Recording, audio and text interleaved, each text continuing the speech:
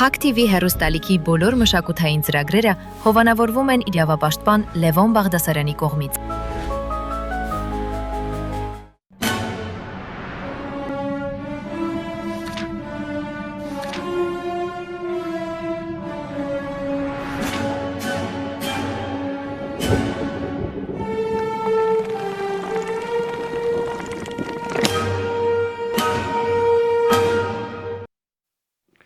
Բարև ձեզ բարեկամներ,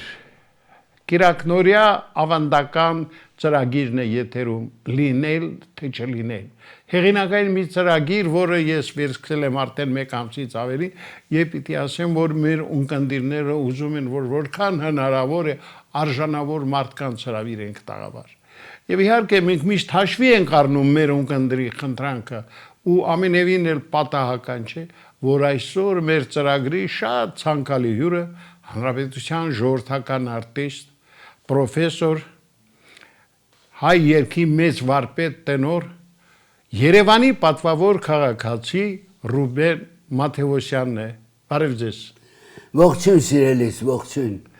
Ես իհարկե շատ ուրախ եմ, որ դուք մեր տաղավարում եք, որտեղ Ռուբեն Մաթևոսյանի հետ կապված է ոչ միայն հայ երգի մեծ հաջողությունները, այլ Ռուբեն Մաթևոսյանը այն անձնավորությունն է, որը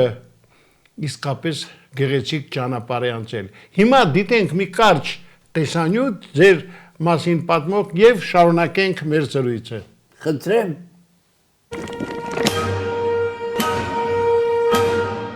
Հայ երգիչ, տենոր, Հայաստանի Հանրապետության ժողովրդական արտիստ Ռուբեն Մաթևոսյանը ծնվել է 1941 թվականին։ 1967 թվականին ավարտել է Երևանի Պետական կոնսերվատորիան։ 1961-ից մինչև 1992 թվականներին հանդես է եկել որպես հեռուստառադիոպետկոմի Արամ Մերանգուլյանի անվան ժողովրդական գործիքների անսամբլի մենակատար։ 1996 թվականից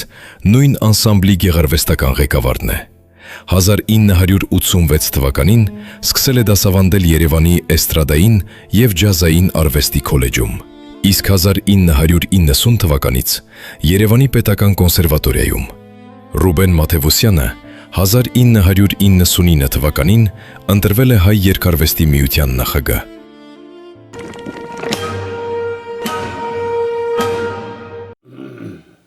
Այո, սիրելի բարեկամներ, այսպիսի գեղեցիկ, շատ ինքնատիպ ճանապարհ է անցել մեր սիրված երգիչը եւ ամենևին էլ պատահական չէ, որ մենք այսօր նրան հրավիրել ենք լինել թե չլինել հեղինակային ծրագրի տաղավար։ Բարով եք եկել, մայստրո։ Ինչպես եք ձեզ զգում։ Ես միշտ կայտառ եմ զգում։ Գիտես, սիրելի իմ Համլետ, երևի ասեմ պարոն Ղուշչյան, բայց որտեղ շատ մտերիմ ենք եւ երկար տարիներ գիտենք իրար, նաեւ հանրային հեռուստատեսությունից, ես ինձ իրավունք եմ վերապահում քեզ պարզապես ասել իմ Համլետ։ Գիտես, կյանքը շատ հետաքրքիր պարգև է մարդուն, պարզապես մարդը պետք է գիտակցի, ինքը ինչ առաքելություն ունի այս կյանքում, որն է նպատակը իր կյանքի երկար ապրելու, առհասարակ կյանքում տեղ ունենալու, եթե գտավ ժամանակին, ուրեմն ինքը հաղթանակել է, ուրեմն ձեր հարցը լինել թե չլինել գաղափարի մեջ միայն պատասխանում է լինել, բայց գիտես առավոտյան ես արթնացա անպայման լինել, կայանալ, շարունակել կայանալ, շարունակել կյանքը այն ոգով, ինչ քեզ իրավունք է տալիս, թե առողջությունը, թե միտքը և թե Աստված, այդ ժամանակ հասկանում ես ճիշտ ես արել, որ պատասխանել ես այո, լինել, բայց հանկարծ այդ պահին ուրեմն կարելի ասել բոտ ստացա, լուր, տղաստուն մտավ և ասեց, պապա գիտես, որ այլևս մեզ հետ չի, մեր Ռայան, Ռայսան, ես սառեցի, կարկամեցի, խոսել չէի կարող, որովհետև մի ամբողջ կյանք գիտեմ մանկությունից, Ռայսային, իմ Ռայային։ Ինչու եմ ասում իմ, որովհետև դա իմ լավագույն երգչական ընկերն է բեմից, որովհետև մենք միասին երգեցինք Ռոբերտ Ամիրխանյանի «Դու ինչպես մի աստղ», որովհետև սոլֆեջոյի դասարանում նույն դասարանից էինք, երաժշտական դպրոցում Սայաթ-Նովայի անվան, և հետո կարելի ասել շատ երկրներ արտասահմանում ես եղել եմ Ռայայի հետ, նա իմ լավագույն թե ճանապարհորդական ընկերն է, թե իմ մանկության ընկերն է եղել, և թե ուրեմն բեմական կյանքից լավագույն խաղընկերը, լավագույն երգչական ընկերը, դուետը, բայց գիտես ինչ, մեր ընտանիքներն են մտերիմ եղել, հիմա ես Ռայային ասեմ, չլինել չեմ կարող, այո, նա ֆիզիկապես այլևս մեզ հետ չի լինելու, մեծ ցավ է մեզ համար, որ այդքան շուտ ինքը հեռացավ, թեպետ իմ տարիքին է, բայց այնքան երգ է թողել, այնքան գործ է արել, որ այդ գործը շատ երկար կապից Թումանյանն ասում է, մարդու անունն ապրում է նրանից երկար, ես հավատում եմ այդ մտքին և գիտեմ, որ նա այսուհետ կապրի մեր հոգում իբրև երգիչ, այստեղ ես ասում եմ չլինելը սխալ է, լինել, սա Շեքսպիրն է, այո, և մեզ ցույց է տվել իր միտքը Համլետի լեզվով է, Համլետի կերպարով է մեզ ներկայացնում, որտև Համլետն է ասում լինել, թե չլինել, բայց անմիջապես հասկանում ես, ախր շատ հանճարեղ լինելը այո, Շեքսպիրը հանճարեղ, շատ վտանգավոր հեղինակա Շեքսպիրը, բացատրեմ միտքս, երբ կարդում ես Շեքսպիր, իսկ ես լրիվ եմ կարդացել, թե իբրև ուրեմն ընթերցող, թե իբրև բանասիրական կրթություն ստանալու տարիներին, ոչ թե պարտադրված, այլ իսկապես հրապուրված լինելով Շեքսպիրին, շատ ուշադիր եմ ընթերցել, շատ վտանգավոր հեղինակա, որովհետև նրան ընթերցելուց հետո քեզ թվում է այլևս համաշխարհային գրականության հետ պետք չի ծանոթանալ, որովհետև ամենագագաթի, ամենաբարձր, ամենախելացի մարդուն դու լսել ես, նրա յուրաքանչյուր միտքը առանձին վերցրած, արդեն իհարկե Ռուբեն Զարյանը այդ գործը կատարեց մեզ համար, առանձնացրեց այդ մտքերը, հանճարեղ մտքերը,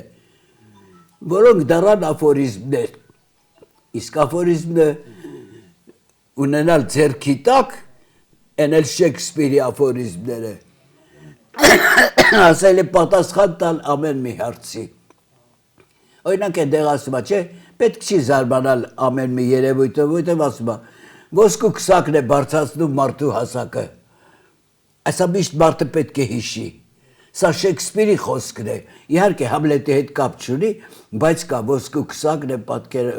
բարձրացնում մարդու հասակը, ուրեմն իմացիր, դրա համար այդ առումով Շեքսպիրը վտանգավոր է, էլ չես ուզում ընթերցել որևէ մեկին, որովհետև այդպիսի հանճարեղ մտքեր ճիշտ է կամ յուրաքանչյուր ստեղծագործության մեջ կա մի շատ հանճարեղ միտք, ինչի համար գրվել է գիրքը, բայց ծայրեի ծայր այդպիսին չէ, նույնն էլ լինել թե չլինելը, նա այնքան խելացի է ներկայացրել, բայց բոլոր դեպքերում լինելու գաղափարը ավելի կարևոր է, կամ չլինել, չլինել նշանակում է չնկատվել, չլինել նշանակում է ոչինչ չանել, չլինել նշանակում է պետք չես որևէ մեկին, իսկ լինել նշանակում է պայքարել, ձգտել, հաղթանակել, ինչ ասեմ, երջանկանալ, ուրախանալ, ամեն ինչ լինելիության մեջ է և երբեք մարդը ինքը առավոտյան արթնանալուց ասում է, իմ լինելիությունը կարևոր է այս տանը, իմ շրջապատում, իմ գործի վայրում, իմ աշխատանքում և առհասարակ շրջապատի հարևաններ եւ բոլորին նկատի ունենալով բարեկամներին էլ հետը իմ լենելույթությունը կարևորությունը այն ժամանակ գիտակցում ա որ ինքը ոչ թե կարևոր մարդ է այլ դեռ առաքելություն ունի իսկ ներողություն իսկ յուրաքանչյուրին Աստված տվել է իրավունք կատարելու այն առաքելությունը ինչի համար ինքը ստեղծվել է եթե գիտակցեց եւ այդպես մտածեց ուրեմն աշխարհը կփրկվի ամեն ինչից եթե չէ ափսոս որտեւ Աստված այդ հնարավորությունը տվել է նրան եւ նա չօգտագործեց Պարոն Մաթեոսյան, բարեբախտաբար դուք որպես հայ երկի, այսպես մեծագույն ներկայացուցիչների մեկը դարձաք երկի եւ արդարացրեցիք ձեր կյանքի իմաստը։ Ես ասեմ, ժողովրդական երկը ձեզանից միշտ անբաժան է։ Երկի մասին դուք շատ կարծիքներ ունեք, շատ տարբեր, բայց հիմա ես առաջարկում եմ լսել հանրայինի մեր գործընկերների պատրաստած հաղորդումից մի հատված, որտեղ դուք խոսում եք երկարվեստի, հայ երկարվեստի մասին եւ վերադառնանք տաղավար ու շարունակենք։ Սիրով։ Խնդրեմ։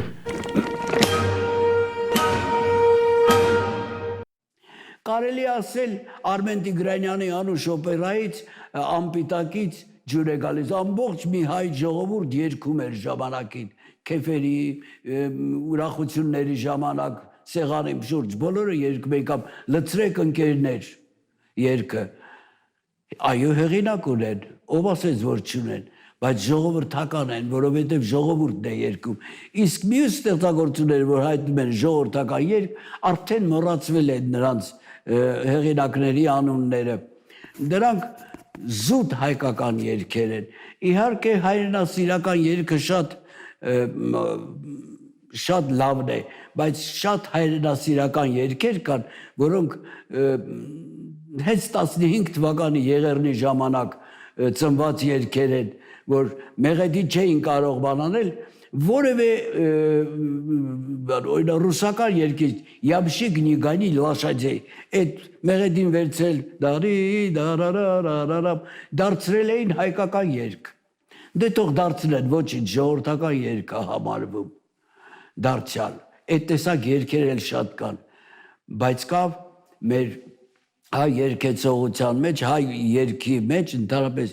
կա շերտավորումներ բազմաթիվ շերտեր այդ շերտերից երկուսը դասական են բնականաբար գուսանականը եւ հոգեվորը սա դասական շերտն է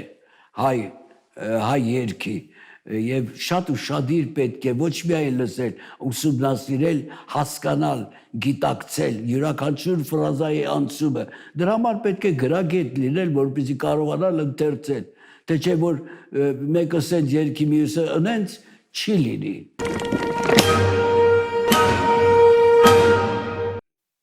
Շարունակում ենք ծրագիրը, հիշեցնեմ, որ լինել թե չլինել հեղինակային ծրագրի այսօրվա շատ ցանկալի հյուրը հանրապետության ժողովրդական արտիստ Ռուբեն Մաթեոսյանն է։ Պարոն Մաթեոսյան, մենք լսեցինք ձեր կարծիքը հայ ժողովրդական երգի մասին, ասեցիք կան շերտավորումներ, փորձեք բացել փակագծերը։ Բացատրել, ասել, հա։ Այո, գուսանական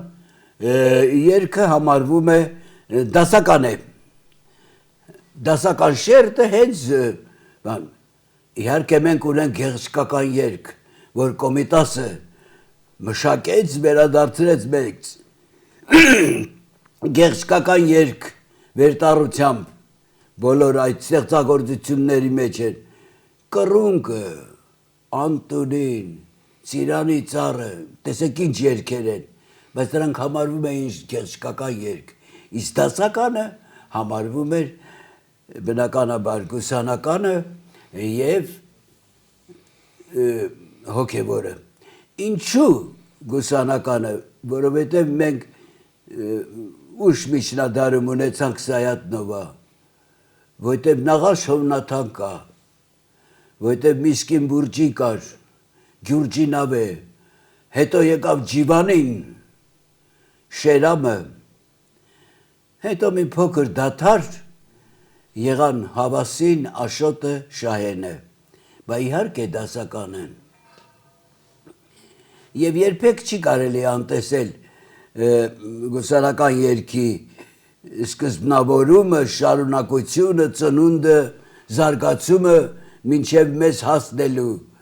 հասկանում ես։ Ուրեմն այդ տեսակը անհրաժեշտություն է եղել ժողովրդի համար, որ այդքան դար ապրել է։ 5 օր չէ, երգեր կան, որ մի շաբաթից հետո մոռանում ես։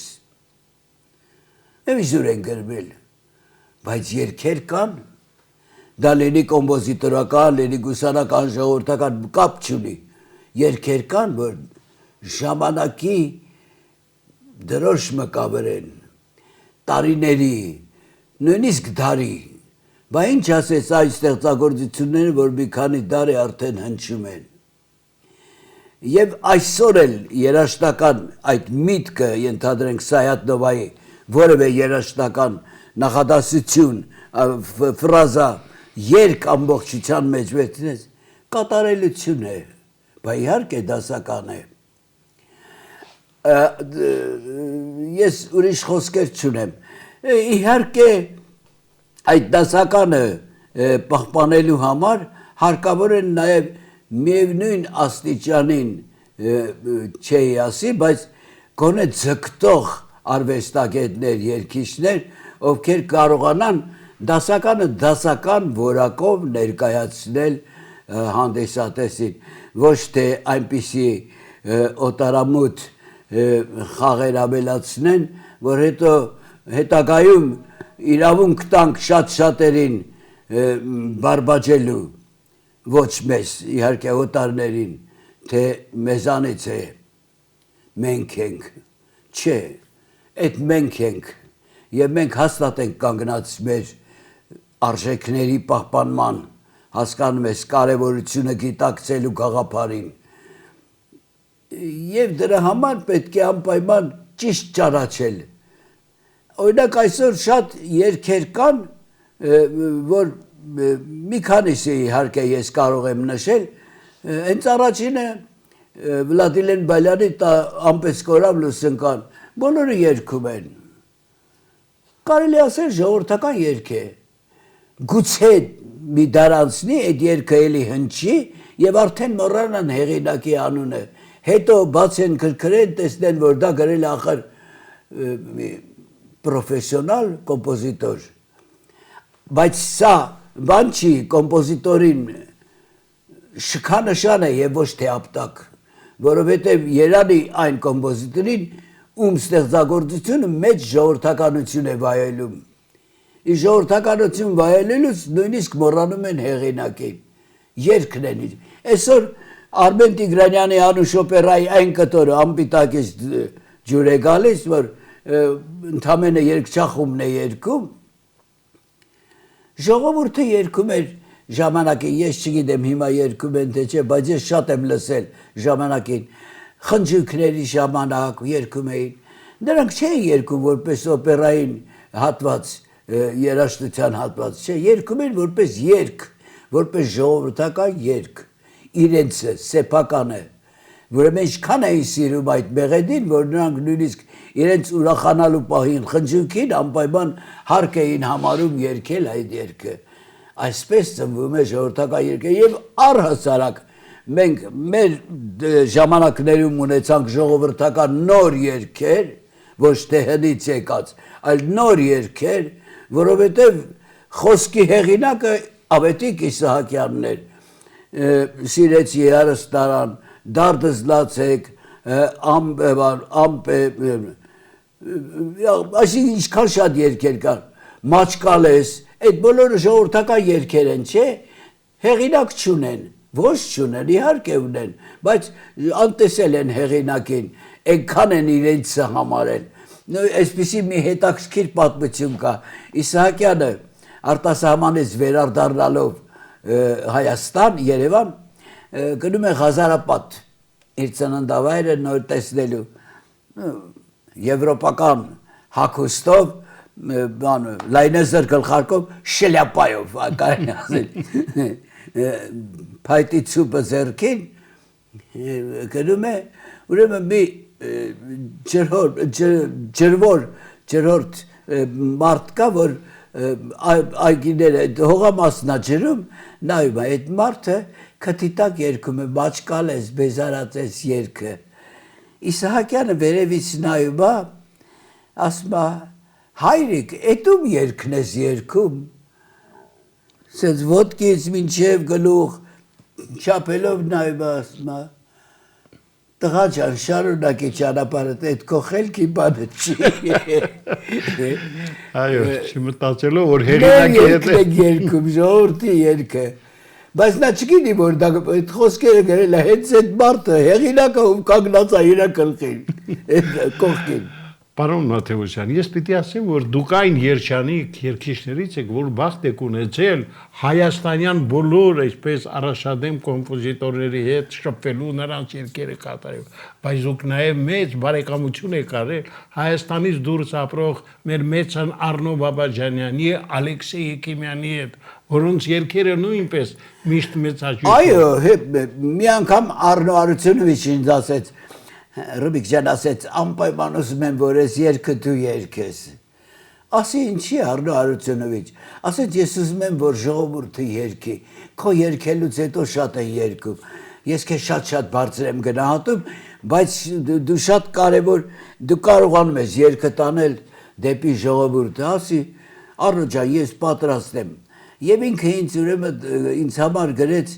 Աստղեր երգը։ Մենք փորձեցինք իհարկե աննման երգեր, բայց երկար արդեն ձայնագրության բան ես չէի ասի դժբախտաբար, որովհետև մեծ երջանկություններ ինձ համերգներ էին նշանակել Միացյալ Նահանգներում, ես պետք է անպայման ներկա լինեի։ Առնոն իմացավ, ասեց, ոչինչ Ռուբիկ ջան, կգնաս կերկել, բայց ես ուզում եմ շուտ փողը ստանամ, Ռայսային ասեմ, թող Ռայան երգի, ինչ կլի ասի։ Ռայան քույրս է, որևէ պրոբլեմ չկա, հետո կգամ կմտածենք։ Ես էլ չէի երգի, որովհետև արդեն ուրիշը երգել է, ես կրկնել չեմ սիրել։ Վերջը եկա Ռայան աննման էր կատարել, շատ գեղեցիկ։ Ես շատ եմ հավանում իր երգեցողությունը, հավանում էի մինչև օրս էլ, և այդպես էլ կշարունակվի, բնականաբար կա, չկա կարևորություն չի, իր երգը կա, իր էությունը կա, յուրաքանչյուր պահին մենք զգում ենք։ Հասկանում ես, հետո երբ արդեն կյանքի ավարտին էր մոտենում, գրեթե ոչ ոք չգիտեր ինչ կլինի Առնոյի հետ, գիտեինք, որ շատ ծանր հիվանդ է և Ծաղկաձորում է։ Մելիքն էր պահում նրան։ Մավիսականի։ Խնամում, կարելի ասել։ Եվ ուրեմն մի քանի օր առաջ մահից ռուսական թատրոնում տոնում էին Aeroflot-ի ինչ-որ տոնակատարություն։ Ուզեցան, որ Առնոն էլ լինի, պետք է լինեին կոմպոզիտորներ, ովքեր նվագակցում են և կատարողներ, ովքեր այդ երգերը կամ ստեղծագործությունները կատարում են։ Դա ջութակի վիոլոնչելի համար գրած, թավջութակի համար գրած ստեղծագործություն երգ։ Հեստը հասավ Առնոյին։ Առնոն ասեց, ասին ինչ ես նվագել, ասեց, ես մենակ ուզում եմ մի ստեղծագործություն կատարել, հեյ աստղեր, չկնաղ երազնել թող երգի Ռուբիկը, եթե ուզում եմ, բայց ուզում եմ, որ երգերասին Ռայան է երգում, ասեց, չի ասեց, ես լսել եմ Ռայային, հրաշալի է երգում, ես ուզում եմ տղամարդու ձայնով հնչի դա, հեյ աստղեր, բայց ասի Առնո Արությունովիչ, մեղեդին գիտեմ, բայց խոսքերը ասեց, ես քեզ կհուշեմ նվագելու ժամանակ։ Այնքան էր նիհարել, որ չէր ճանաչի։ Կարելի ասել, ոնց որ են աշխարհից հյուրեր եկել, պարգև։ Նստեց դաշնամուրի մոտ, ջուրը վրայով գնում է, դե գիտես ինքը ինչ, նայում ասել, հեյ աստղեր, ես երգում եմ, երկնքի աչեր, հուշում է ինձ, ես մեղեդին երգում եմ, բայց ես գիտեմ, որ ինքը ահա որ հիվանդ է, կոկորդը սեղմում է, չեմ ուզում, չեմ կարողանում երգեմ, ոչ թե դժվարանում եմ, որ լացս գալիս, ախր ես այդ վիճակը տեսնում եմ իրա։ Ոնց է նվագում, հազիվ նվագում է, բայց հանճարեղ էր նվագում։ Նվագեց ես երկը, այնտեղ բոլոր կոմպոզիտորները լաց էին լինում կուլիսներում։ Ուղղակի էլ չէին կարողանում իրանց զսպեին, ինքը չէր նայում նրանց, ինքը ինձ էր նայում։ Նրանք թաքուն արտասվում էին։ Գիտեին, որ արդեն վերջ է եկել Առնոյին։ Մի խոսքով երկը կատարելուց հետո ասեց, դե հիմի չկնաղ երազ է։ Ուս նվագակցեց, ես երկեցի չկնաղ երազը, մի քիչ տրամադրությունը փոխվեց, իրա էլ, բայց բոլոր դեպքերում բան։ Հետո մի կերպ վեր կացավ, ման, գլուխ տվեց, ամբողջ դահլիճը ոտքի կանգնեց Առնոյին ծափահարելու համար, բոլորը բեմ եկան ծափահարեցին Առնոյին, այդպես Առնոն իր վերջի ելույթը ունեցավ, մեկ օր հետո, երկու օր հետո այդ բոթը եկավ, որ այլևս մեզ հետ չի, սոսկալի էր։ Այո, եւ ձեզ ասեմ, որ նման ձևով մենք ընդունեցինք 2 օր առաջ Ռաիսա Մկրտչյանի մահվորի մասին մենք հաղորդման սկզբում խոսեցինք, Ռաիսա անդամի երևույթ էր հայ երկարվեստի եւ ձեր ամենամտերիմ բարեկամը, դուք ասում եք իմ քույրը, բայց մինչեւ դուք այս հարցին կպատասխանեք, ես ուզում եմ մի վերհուշ դիտենք կապված Ռաիսա Մկրտչյանի հետ, որից հետո շարունակենք, խնդրեմ։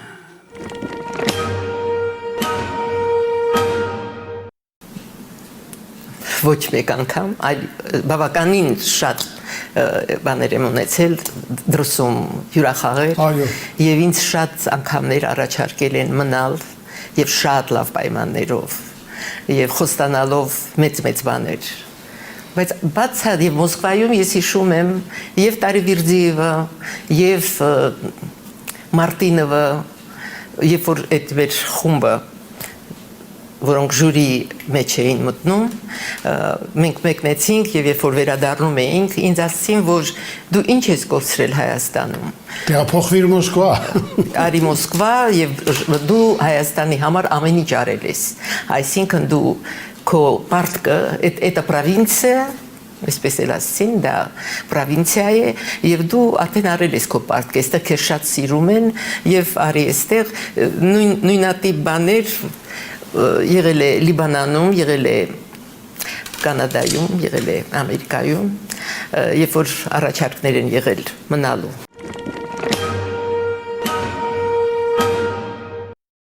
Այո, սիրելի բարեկամներ, իբր կա, այո, լինելը, չլինելը բոլոր տեղերում ժխտված է։ Մենք այս հատվածը ընտրել ենք 5 տարի առաջ մարտի 8-ի կապակցությամբ էր նա եկել մեր տաղավար։ Եվ ես մեծ ցավ էր մեզ Ռայայի կորուստը։ Շատ մեծ ցավ։ Ես գիտեմ, թե որքան ծանր տարակ, ես անգամ երբ դուք ինձ հեռախոսով ասեցիք։ Պարզապես մեզ ֆիզիկապես այլևս չենք տեսնի նրան, բայց նա ամեն վարքյան մեզ հետ կարող է լինի, որովհետև նրա երգը ապրում է։ Մայստրո, ձեր աչքերը հիմա էլ են լցվել։ Ձեր աչքերը ասում եմ, հիմա էլ են արցունքոտվել։ Ռաիսայի մահվան գուժը իհարկե բոլորիս համար ծանր է։ Գիտես ինչ, ես ցավ զգալով իր կորուստի համար, ֆիզիկապես կորուստի համար, ինչ որ մի տեղ ինձ կարողանում եմ զսպել, որովհետև մենք շատ մտերիմ ենք եղել, եւ ասել, որ այս մարդը իր առջև դրված առաքելությունը կատարեց կատարյալ, մինչև վերջ, առանց հոգսի, չնայած հոգսեր շատ ուներ, հոգսառատ էր, չմոռանանք, որ նա բացի երկիշ լինելուց նաև մանկավարժ էր կոնսերվատորիայում, հրաշալի ուսանողներ պարգևեց մեզ, նաև ուրեմն իր իրական մասնագիտությունը, որ դաշնակահար էր, նաև դաշնամուրի մանկավարժ էր, չէ, Առնո Բաբաջանյան ուսումնարանում, այդ բոլորի հետ մեկտեղ կատարյալ երգիչ էր, պրոֆեսիոնալ երգիչ, եւ նա այդ ժանրի դասական մակարդակներ ներկայացնում։ Մենք լավ երկիշներ շատ ենք ունեցել, մենք Բելադարփինյան ենք ունեցել, չէ՞, Լոլան, մյուսը շատերը։ Բայց Ռայիսան առաջինն էր, ով ներկայացրեց ժանրի դասական շերտը եւ դա Ռոբերտ Ամիրխանյանի հերաշք բեղետիներն էին եւ Սաթյանի հրաշալի երգը եւ Մավիսակալյանի երգերը եւ Բոլիկի մեր Մարտինի Վարդազարյան երգերը թե ընդհանրապես այդ ժանրի բոլոր երգերը բայց նա ապշեցրեց նաեւ ժողովրդական երգերի իր մատուցման տեսակը ներկայացնելով, այսինքն վարիանտ չէ ասի իհարկե։ Այդ երգը իր պրիզմայով անցկացնելուց հետո ես հիշում եմ թե ինչպես երգեց որքան ցանկացա երգը փառահեղ։ Դրա համար ես նրան հրավիրեցի անսամբլ մեզ հետ համագործակցելու եւ սիրով կատարեց։ Նույնիսկ մենք շրջագայության մեկնեցինք Միացյալ Նահանգներ, Կանադա, Ռայսան մեր հետ էր եւ ինքն էլ իր տեսակներ ներկայացնում դա խստիվ չէր տարբերվում հայտնի վարպետների կատարումներից բայց տարբերվում էր իր մատուցման ձևով նուրբ կիրթ ինչ որ մակարդակ ձեռք բերած հասկանում ես շատ հետաքրքիր երգչի էր Ռայան բացի այդքան էլ հետաքրքիր մարդ էր առավել հետաքրքիր մանկավարժեր ինչևէ լավ մարդ էր ինձ համար ինքը չի բացակայում միշտ կլինի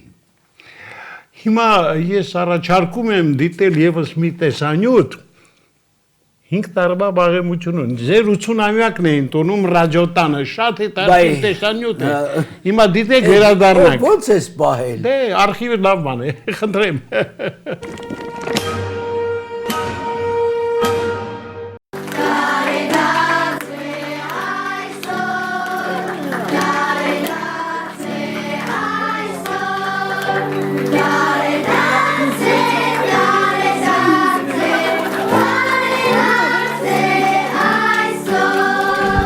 Կյանքի գիտակցություն ռադիո դու ինձ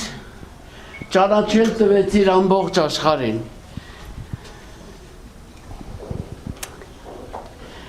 ինձ համար շատ դժվար է ոչ թե որ դարձել եմ 80 տարեկան այլ պարզապես դրա համար որ 60 տարի կարողանում եմ կանգուն մնալ ցնցված եմ շոյվածը քիչ է Պարոն Մաթևոսյան, այ 80-ամյա պարոն Մաթևոսյանը միշտ երիտասարդ Ես մոռացել եմ տարիքս 80 չեմ միշտ ասում եմ 60 որովհետև 60 տարի երգում եմ եւ ինձ համար շատ կարեւոր է այդ 60 տարիները քանց այն 20-ը որ նախապատրաստվել եմ երգիչ դառնալու Իսկ Ռյանը ժպիտը դեմքին հիշում է երանելի ժամանակները երբ հանդիպում էին հանրային հեռուստատեսությունում ու ամեն հանդիպում վերածվում էր տոնի Ես ուզում եմ որ ինքը ինչպես առաջներում խորհրդային տարիներին սպասված ցանկալի երգիչ ու հյուր ա եղել այդպես էլ ցանկանում եմ որ եւս տասնյակ տարիներ մեր մայեստրոն Ռուբեն Մաթևոսյանը ժողովրդական արտիստ երգիչ մեր կողքին լինի Զարմանալի է Շելի բարեկամներ շարունակում ենք ծրագիրը Ռուբեն Մաթևոսյանն է մեր հյուրը մայեստրո վերհիշեցի Ես նորից նայեցի ես մի ավելի կայտար տեսք ունեմ 80 տարի Բայց ուզվել էի կային ժամանակ Ընդեղ ասում եմ ես 60 տարի եմ հիմա 65 տարի է ինչ վատ է հրաշալի է Դե իհարկե ժողովրդական երգը իհարկե այն ոլորտն է որտեղ դուք ոչ միայն նոր խոսք բերեցիք որտեղ դուք ունեիք նաև հրաշալի, այսպես ասած, ձեր ուսուցիչներին, Օֆելիա Համբարձումյան, Հովանես Բադալյանը Հովանես Բադալյանը, Օֆելիա Համբարձումյանը իմ աշխատանքային հարազատ ընկերներն են եղել Իմ ուսուցիչը եղել է բնությունը չասենք ասենք իսկապես ունի։ Նախ երաժշտական դպրոցի իմ ուսուցիչները Սիլվա եւ Սերինե Խաչատրյանները, դրանք իմ ուսուցիչներն էին։ Այն ուսուցչուհին, ով ինձ սովորացրեց անտարբերել բից, դա Գայանե Տիկին Գայանեն էր։ Հետո ուրեմն եկավ պահը, որ երկեմ, իբրև երկիչ իմ ուսուցիչները եղան, Արամ Մերագոլյանը, Շարատալյանը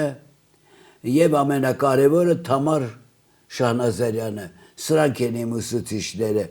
մնացածը ինձ աղբար եղել են ընկերներ, և Մերանգոլյանը պարտադրեց բոլորին, որ ինձ ընդունեն ոչ թե երեխայի նման, այլ ընդունեն հավասարը հավասարին, այսինքն նկատեն ինձ իբրև երկիչ, և դա իմ հաղթանակը չէր, դա Մերանգոլյանի որոշումներ,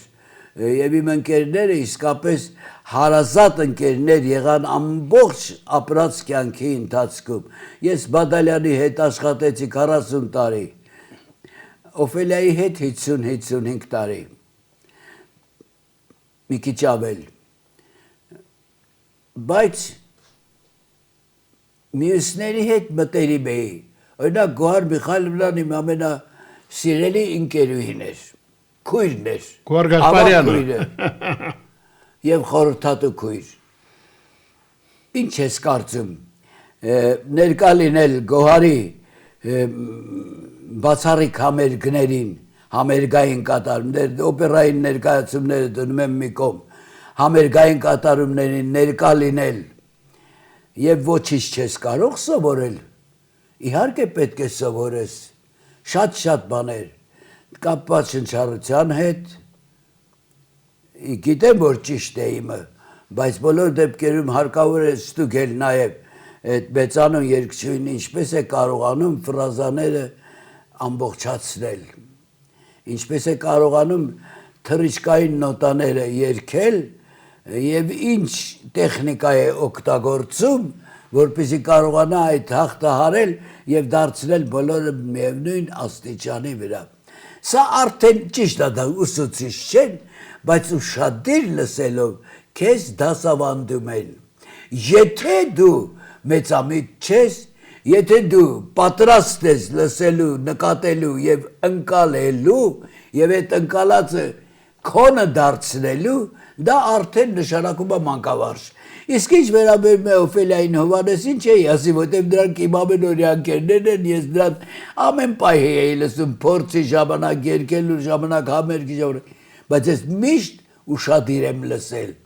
թե այս անգամ ինչպես երգեց այս երգը, ինչու արեց այս ֆրազան, հետո ես վերլուծում եմ և հասկանում եմ, որ ճիշտ արեց, որովհետև ամեն անգամ պետք է ինչ-որ մի բան ավելանա և լավ կլինի, որ ձայնագրեն մի տարի բեմում երգելուց հետո, որովհետև մշակվում է հանդիսատեսի հետ նաև արտահայտության անհրաժեշտությունը կամ հանել այդ արտահայտությունը, որովհետև անհարկի է, խանգարում է, կամ այսինչ ենթադրենք մելիզմը չի կարող ավելորդ լինել, բայց ուրիշ կերպ կարելի անել, որովհետև ոչ թե կարճ ֆորշլակ, այլ գրուպետո երգել։ Ինչև է, այդ բոլորը պետք է դու ուշադիր լսես, պետք է հասկանաս, այ դու ինքդ էլ քեզ կարող ես մանկավարժ լինել, այսինքն ինքն էլ քո դասատուն կարող ես լինել, եթե դու ուշադիր լսում ես քեզ, եթե չես լսում, եկել ես, որ տեսեք ինչ հագուստ եմ գրել, այսօր սիրուն եմ, այսօր տեսեք ոնց կերգեմ, տեսեք ես նոտան ոնց եմ երգում, հա երգի, այդ մի հատ նոտայով չես զարմացնի, բայց եթե դու երգը հասկանաս, թե ինչի համար է գրվել, նպատակը որն է այդ երգի ստեղծելու, և դու ինչ պետք է անես, որն է քո առաքելությունը, որն է քո երգչի ունակությունը, ինչ կարող ես ավելացնել, եթե երգիչը, եթե ստեղծագործողը կողքդ չէ, կամ տարիներ առաջ արդեն չկա, դու ինքնուրույն պետք է հասնես այդ աստիճանին, թե նա ինչ էր մտածում, իսկ հեղինակը հենց այնպես ստեղծագործություն չի գրում։ Մայստրո, դե շնորհակալ եմ, որ եկաք։ Ես էլ շատ շնորհակալ եմ։ Հաղորդման սկզբում դուք արդեն պատասխանեցիք լինել թե չլինել հարցադրման, այդ Հա, բայց ես հիմա էլ ասում եմ, ես չլինելը չեմ ընդունում։ հասկանալի է։ Եթե աշխարհ ես եկել, ուրեմն լինելիության կարևորությունը գիտակցելով ես եկել։ Աստված քեզ դրա համար է ստեղծել։ Չէ, ուրեմն գնա պետք չէ։ Չլինել ես որնա։ Եղավ մայստրո։ Նա ասում էր Շեքսպիրը չլինելը հակադրում էր լինելիության հետ, որպեսզի չլինելը ոչ թե չլինել, այլ դու հասկանալ, իսկ ինչի չլինելը նա էլ, որ Համլետը հոր, այսինքն հայրացուին, այսպես հորեղբորը եւ մորը ներկայացում սարքեց եւ թափառյալ շրջիկ դերասանների միջոցով կատարեց այն, ինչ նա արել էր իր հոր հետ, ականջի մեջ թույն կատեցրեց։ Սա է, այր ասում, այսա չլինել, այս չպիտի լինի։ Այո, շնորհակալ եմ, որ եկաք։ Խնդրեմ։ Ձեզ առողջություն, սիրելի բարեկամներ, դե այսօր իսկապես հրաշալի բացառիկ հյուր ունենք, եւ ես ձեզ ասեմ, որ Ռուբեն Մաթեոսյանը այն արվեստագետն է, որի կարիքը մենք միշտ զգում ենք։ Ես ուզում եմ ձեզանից շնորհակալությունը հայտնել, որ դուք մինչև վերջ մեզ հետ եք, առաջիկայում եւս սպասեք հաճելի նման անակնկալների։ Իսկ այսօր այսքանը, ցտեսություն։